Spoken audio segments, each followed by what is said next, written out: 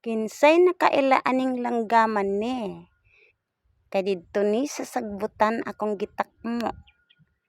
Kay nabasa siya sa ulan di nakalupad. Unya akong gipakatulog. Ug karon buhian ko na po ni, paulian ko ni sa ila. Cute no? Cute siya, cute. Cute, cute, cute. Cute nga langgam, oh. Imbis kay baki rang gitakmo. Di naman siya maglupad. Atang manon sa dalan.